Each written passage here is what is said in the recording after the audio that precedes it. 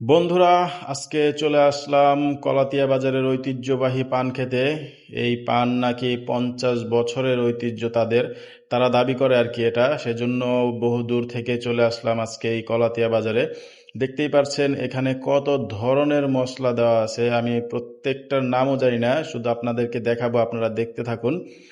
কি কি পদের মশলা আছে এগুলো যদি আপনারা কেউ নাম জেনে থাকেন তাহলে অবশ্যই কমেন্টস করে এক এক করে জানিয়ে দেবেন যে কি কি মশলা আছে। তো চাচা এখানে প্রথমে নারকেল উড়াদুরা নারকেল ছিলছে। এটা কি করবে আমি জানি না। তো আমাদের পান বানানো রেখে উনি নারকেল কোরানো শুরু করছে, দেখি এই নারকেল দিয়ে কি করে। তারপর নারকেল রেখে পানগুলো বাছাই করছে। আমরা 4টা পানের অর্ডার করেছিলাম, মানুষ ছিলাম 4 জন। তো পানগুলো সুন্দর করে কেটে সাজিয়ে সুন্দর করে রাখলো, তারপর হচ্ছে একটা স্প্রে নিয়ে পানগুলোর উপরে মারলো। এটা কি জানি না, পানি দিয়ে ধুইলো না কি করলো যেন। ও আচ্ছা, নারকেলগুলো এখানে দিচ্ছে পানের মধ্যে।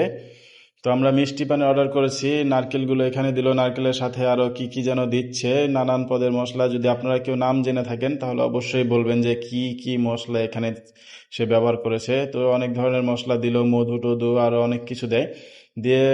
পরিশেষে পানটা খেতে আসলে খুব মজার ছিল। তো যারা যারা খেতে চান অবশ্যই কলাতিয়া বাজারে এসে ব্রিজের ঢালে নামবেন, নামার পরেই আপনারা এই দোকানটাকে দেখতে পারবেন। তো গিয়ে 20 টাকা, 30 টাকা, 50 টাকা, 100 টাকা দামেরও পান আছে। যার যেটা ইচ্ছা শেষে সেটা খেয়ে আসবেন অবশ্যই, এবং খেয়ে বলবেন যে কি কেমন লেগেছে আপনাদের। তো এখন খাবো, আজেরা বক বক বাদ।